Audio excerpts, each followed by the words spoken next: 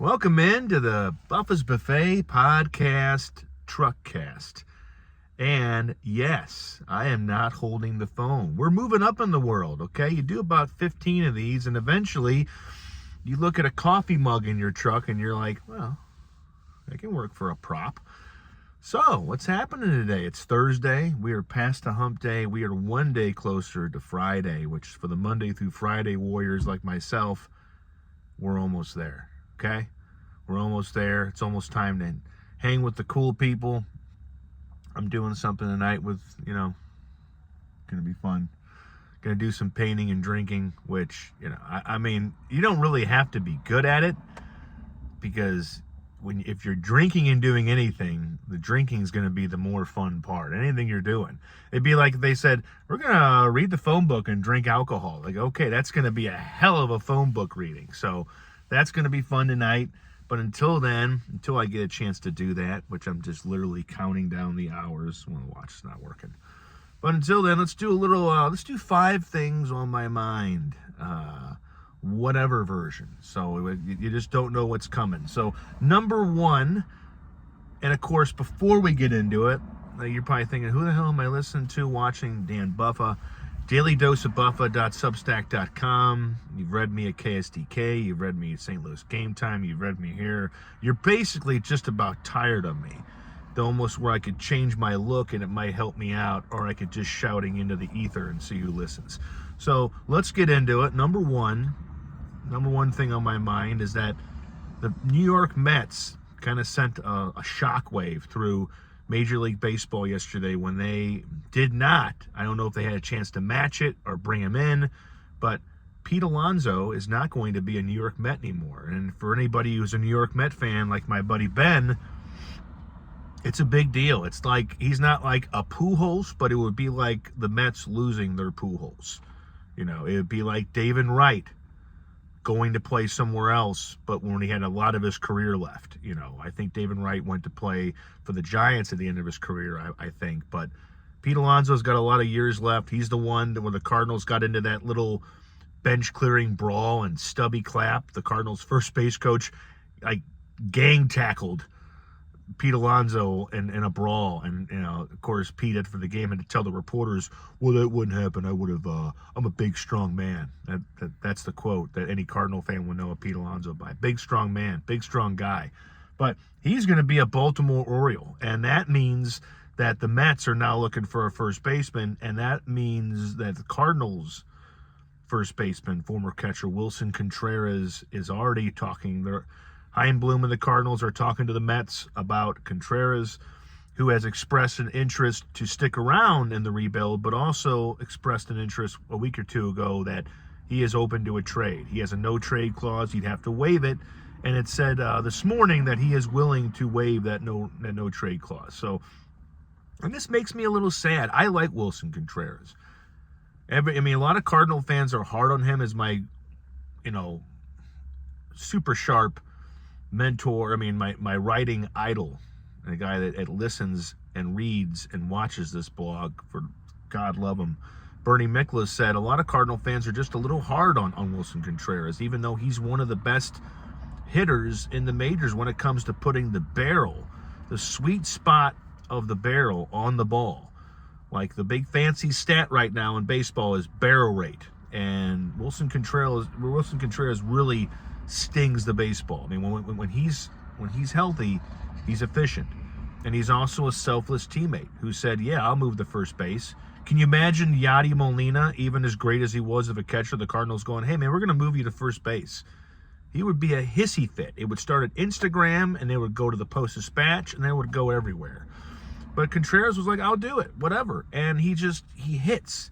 And for any team getting to acquire Willson Contreras, a guy who's not going to be crouching down for 9 innings a game is going to be better for his hitting. So he's a guy I kind of wanted the Cardinals to keep if they could. He cost $18 million, so it's not like and they're not going to have to eat any of his contract because he's still a very effective player. With Sonny Gray, the amount of money you're going to have to send some, in that trade to the Red Sox. With Nolan Arenado, you're going to have to send some money to wherever he goes. But Willson Contreras will not. And I do have a feeling, just with the way things are going and the Mets need somebody, if they weren't able to match that Pete Alonso deal, you bet your ass they're going to try to get Willson Contreras, because he was a great first baseman as far as just learning the position his first year. He ranked among the top 10 first basemen when it came to fielding percentage and fielding the position.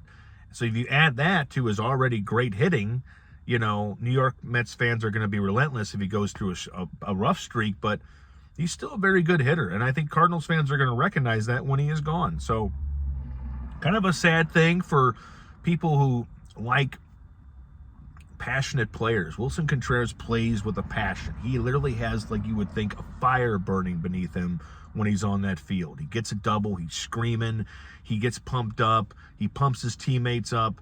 He's a selfless guy, and again, he can hit. So that's probably going to happen. I wouldn't be surprised if it was done by the end of the day.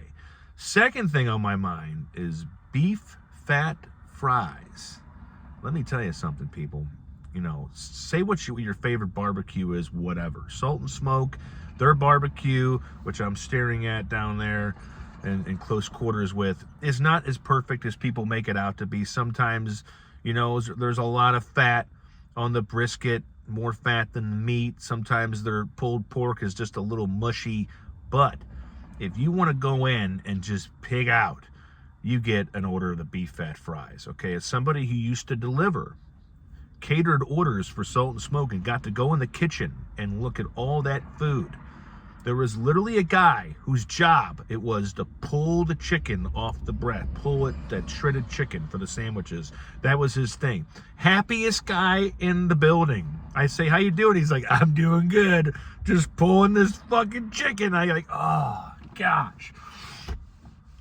But I also, over in a different spot in the kitchen, you had a guy with a tin bowl, and he's shaking this bowl, and he's like, how you doing, man? And I'm looking in the bowl, and there is a fucking plethora of fries.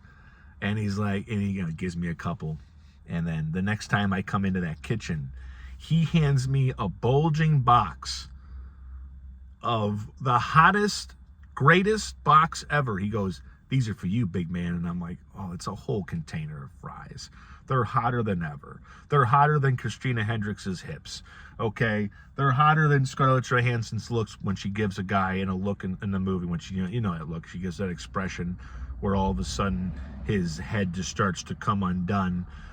They're hotter than anything. They're hotter than Sydney fucking Sweeney. Sorry, Sydney. So yeah, if you go to Salt and Smoke and you're like, I don't know about the barbecue, man, just get a bowl of beef fat fries, and you'll thank me later. Number 3, a movie that I am wanting to rewatch from this year. Trying to think of one, because you got to throw some movie talk into it. Sinners. I got to Sinners pretty late. But Michael B. Jordan, Ryan Coogler, man, let me tell you, don't forget about. I don't think you're going to be able to. I think there's 2 movies that people are going to be discussing. It's going to be One Battle After Another and Sinners. That's going to be the Oscar, unless something pushes its way through the crowd. Those are going to be the 2 movies. And, it's a great thing for cinema, because those are, One Battle After Another is adapted from a book, but it's non-remake, non-crap, legit cinema that is being pushed to the forefront of the most popular movies of the year. So that's something I really want to watch again. Michael B. Jordan plays dual roles. He plays both brothers. Trying to think of the guy who plays one of the singers, Jack O'Connell, or man, I tell you, when you can't remember a name and you don't want to look it up because my lookup thing is being recorded on. Delroy Lindo is so good in that movie. Haley Steinfeld, the wife of Buffalo Bills quarterback Josh Allen, who's making a great career for herself. She's Hawkeye. She's the female sidekick of Hawkeye in that Disney Plus series. But yeah, man, give Sinners a watch. I think it's very good. It shows the working relationship between Ryan Coogler and Michael B. Jordan, and how they've come so far from Fruitvale Station, which is also a powerful film if you're in the mood to be sad. But yeah, there's a lot off the top of my head from this year, like Materialists and Sinners, and rewatching one battle after another. Number 4. What is number 4? The Blues bring back Robbie Fabry, who played with the Blues for many years, and then went off, I think, to the Red Wings, and bounced around, and now he's coming back. And it's a situation where it's a funny thing around the Blues atmosphere right now, because the team is kind of flailing. They're not playing that well. They're not completely out of it, but you're just kind of getting the feeling that it could be a throwaway year, and that could lead to their own rebuilding process. So you never know. I tell you what, a quick little commercial gripe during this 5 Things on My Mind, brought to you by Bubba's Buffet newsletter on Substack with your host, Dan Buffa. Whether you're tired of me, or you're tired of me barking about stuff and complaining about this and talking about movies, too bad, I'm here. But it's the kind of thing where the Blues are in a situation where maybe they're going to be heading towards a rebuild or a remodeling or something. So an old face comes back in Robbie Fabry. I don't think he's going to save anything, but he might give a few highlights to the fans who need something this year. Because, I don't know, they're not looking that good, and the season is almost, it's over 2 months old. So can't mess around during a hockey season. You play 82 games, and the schedule flies by, and you're in the new year, and all of a sudden the season's just over. Number 5. Can we be a little nicer on the roads, okay? And I'm not talking about, slowing down, speeding up. Man, that you can't stop that now. Where people will drive out there speeds, they're just going to drive. But when somebody is turning, let's say I'm going down a road and a car's coming in the other direction towards me. And if I clearly have this turn and I can make it and they're not going to have a shot of hitting me, why in the Buffalo Bull Sweat do they have to speed up? Like, they really want us to collide. Like, is that what they really want? When they're speeding up and you're making that turn to get right in front of them, and it's like, just keep driving your speed. It's not my fault your high school football coach didn't pick you and put you on varsity. It's not my fault that someone pissed in your Cheerios. It's not my fault that you went to McDonald's at 11 p.m. and your fries were colder than an igloo in Poland, in Iceland, wherever. It's not my fault that the world took a shit on you today. So just drive normal. Everybody's like, how can we make things better out here? Well, number 1, be kind to each other. Be compassionate. Have a little empathy. But also, fucking drive correctly, okay? A lot of stuff that happens out there is because of idiots on the road remodeling the rules of the road as they see fit. And those are the kind of people that we got to take off the road, give them a walker, give them a bike, and just tell them, you're going to have to train back up to this driving thing, okay? So, yeah, that's all I got today. 5 things. Were they off the top of my head? You bet your ass they were. Because, the amateurs are the ones that put together research, and they get the 5 things ready. Maybe they got 6. But the real talented, useless podcasters just go, I got 1 thing, and I'll just make up the other 4. So I wanted to discuss Willson Contreras, because I really do think by the time you're watching this, he could be gone. And St. Louis Cardinal fans will regret when Willson Contreras is cranking up doubles and home runs wearing a different shade of blue, orange, and white for the New York Mets. Because the fit is there. Pete Alonso is gone. They need a first baseman. They need this first baseman that's got some pop. This would be the first year that Willson Contreras is going to play a whole year at first base. And so, I don't know. I'm a little sad. I was hoping that he was going to stay possibly for at least another year. But, when you're doing a rebuild, these are the kind of moves that hurt. The ones where you're like Sonny Gray, okay, that was a move that had to be made. Nolan Arenado. But then Willson Contreras kind of goes and you get a little sad. So that's all I got today. Plenty of content on the site.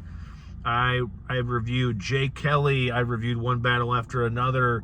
There's so much film buff of stuff out there. And today, it was a 5 things on my mind, because some people get 5 things special edition delivered to them. Everybody else has to get this. You get blah, blah, blah, blah. That's just how it is. It's how I roll. So have a good one. Friday is upon us. The week is dying. Make it count, okay? Be nice to people out there. We're all just trying to make it through the day without throwing a punch or drinking alcohol before 2. Until next time, read the site, subscribe, email subscriptions. Man, they make my day so much better. They pump up my little ego. They make all this worth it, because you're like, man, why? Well, I mean, when I'm putting this out, I know it's going to go directly to an email. Like, you're going to get it. There's no bullshit. You're not going to go, I got to go to Facebook and find his profile. No, you're going to get it in your email. And you can open it and look at it and read it and watch it and then delete it. Or you can open it and delete it. I don't care. Just give me the email subscription and I will love you forever. So enjoy your lunch. Enjoy your day. I'm Dan Buffa, and it's time to get back to work.